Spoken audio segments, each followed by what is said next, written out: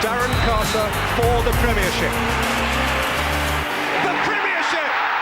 Well, hello and welcome to another episode of Carter's Corner, where we look back at the weekend's result and look forward to the next Blues game. And it's the visit of the league leaders, 7 points clear at the summit of the Championship, on course for a return to the Premier League. It's Norwich City at St Andrews, but Blues will surely be boosted and bolstered by a huge win at Hillsborough at the weekend ourselves. Carts, I mean, it might have been against 10 men. It might have been nerving at the end. Still a hell of a long way to go, but just how big a victory was that on Saturday? I think it was huge. And we said, didn't we, going into the game, that when you're searching for that win, that elusive win, you don't really care how it comes. As long as you can grind it out, you take a poor performance, but get the 3 points. And, I think Saturday, obviously, both teams went into it knowing that it was a must not lose. Especially for Sheffield Wednesday anyway. And, we needed to win the game to get ourselves back, back in the pack, if you like. I spoke about it before the game. You don't want to lose ground on those above you. And, it probably was a nervy game all the way through the first half. And in the second half, obviously, the sending off changes things completely. And, I think obviously we've spoke about the need then to take advantage of that, and they certainly did that with scoring the goal and Scotty Hogan doing what he does, his typical run. And we always say, don't we, if you put them the ball into the right areas for him to feed off, he will score goals, and that's certainly what he did. And to score so soon after the sending off was obviously a big momentum shift, and didn't allow them obviously to sit in and soak things up. They would have to come out and obviously play and try and get themselves back in the game. Listen, it was nervy till the very death, wasn't it? But it was always going to be the way when you're searching for that elusive win. Just getting over the line is the main thing, and the boys certainly did that. Yeah, first win in 7. It was a result that got us out of the bottom 3, so a psychological boost. I think everyone will be hoping it was a turning point in the season. What can a win like that do for just confidence going into tonight's game against the league leaders? It's always going to be a tough one, but off the back of a win, a much needed win as well, you could sense the relief around the place. Just gives us a bit of a running start going into tonight. Yeah, I think, it's important, isn't it, to get that winning mentality back. It's been so long for the team and for the players to have something to be confident about, building a little bit of momentum. And as you say, it's a very tough game again on Tuesday. No tougher game at the minute than Norwich coming to St Andrews. But it's a great chance now to build upon that. And we talked about the home form, the need, or the real need now to switch that around and start getting some points on the board at home. What a game to go and do it in, to turn over the league leaders. To get that sort of hoodoo off our back, and as you say, build on Saturday's 3 points. So it's huge. The dressing room will be, I'm sure, buzzing today and lively. It's been a long time coming, hasn't it? So just having that winning feeling will be great for the group. Yeah, absolutely. Looking at Norwich then, 19 wins from their 31 games so far. They're averaging over the magic 2 points per game mark for promotion. It was the 1-0 win over Rotherham on Saturday.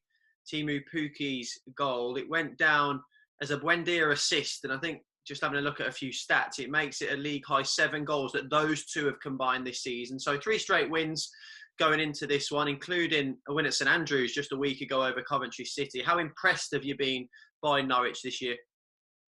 Very impressed, and I think it's always so tough when you're a club that's come down from the Premier League, and you're looking to try and bounce back.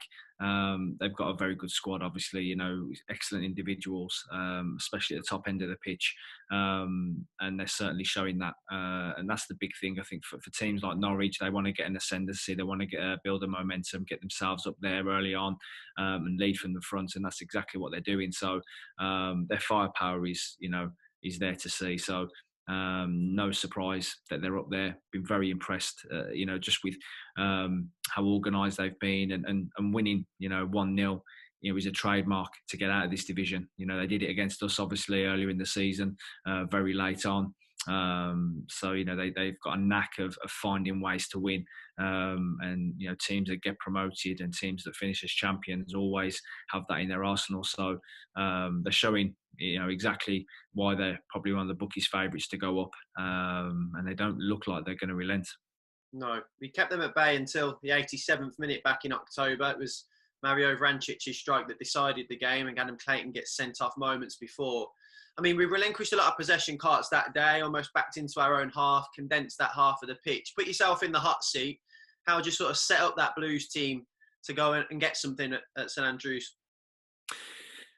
Again, I think the shape on Saturday at Sheffield Wednesday really suits the team. The four at the back, and you've got the wide players on the pitch in Bella and Sanchez. So I think it's important when you go against a team like Norwich, where you probably aren't going to have as much possession. It's important that obviously you have a good shape and you're really organised, which we were in the first fixture against them for large periods. What we didn't have on that night was sort of an outlet, and we didn't really have a threat in the top end of the pitch. So I think you've got to combine the two, and just be mindful that when you do break and try and hurt them, that you don't get caught then on the counter. So it is a balancing act. I think it's important though that they come out on the front foot, because don't be too in all really of them being the league leaders, and as I mentioned, they've got a lot of firepower. Really go at them. Rotherham did that on Saturday. Reading the comments of Paul Warren, he was saying that he thought they were the better team. So they're there for the taking. And don't back off and allow them into the game too much. But yeah, we've got to be ruthless when we get into their in and around their box and create chances. Because as I say, we probably won't have as much possession in the game as them. Yeah, is that it, Carts? There are going to be chances for Blues. We will hopefully have opportunities in the game, but being clinical, having to take them may well be the deciding factor on the night. Yeah, without doubt. And when you come up against good teams, that's what you've got to do. You've got to take your chances, and we've got a striker that's in form. He's got a taste for it, and he'll always make them runs like he did on Saturday. As I mentioned before, it's about that quality. And when you've got the width in the team with Sanchez and Bella, we've got good delivery as well. You've just got to give him, an opportunity, create them chances for him. And he's shown, he's a goal scorer. He'll hit the back of the net. So, plenty of that on Saturday. But I think the big key is obviously having a real good structure and organisation, and being really rigid with your shape, and try and, limit any Norwich chances.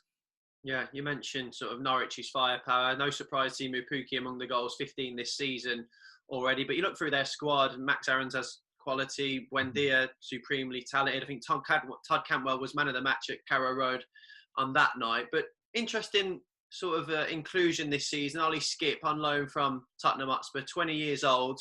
Started every championship game this year. As a 20-year-old, it's quite impressive, Carts. It is, and I thought he had an excellent game against us in the first fixture as well. So, no surprise coming out of Tottenham that, he's a very good technical player. He looks to get on the ball, accepts the ball under pressure, and looks just to connect the play for them. He really is that quarterback, and a lot of energy. So it's no surprise that he's been the hub really of their team this year. With so many good players around him, in that team, he can shine. So, listen, he's a Premier League player on loan. You expect him obviously to go and boss games, and that's what he's done. So again, in that midfield area, we always talk about it every week. It's such a key area, and if you can get control, of that middle third, you give yourself every chance. But it's going to be difficult, as you say, because they've got two very good players in there. Skip and McLean have got a good little partnership. So the Blues midfield have certainly got their hands full on Tuesday. Yeah, it's an interesting week, Carts. Obviously, league leaders on Tuesday night, but then QPR on Saturday as well. Did we learn a bit about whether that was a turning point against Sheffield Wednesday in these next couple of games? Back at St Andrews, we know our home record and what it is, but perhaps might be signs in these next couple of games that a corner has been turned.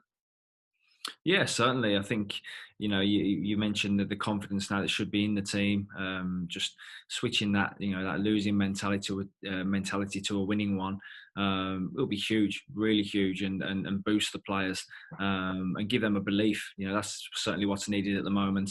But a big barrier now for us to get over is this home form. We've gone so long without getting a win at St Andrews. It'd be really nice. That'd be a massive lift if they can get a win at home.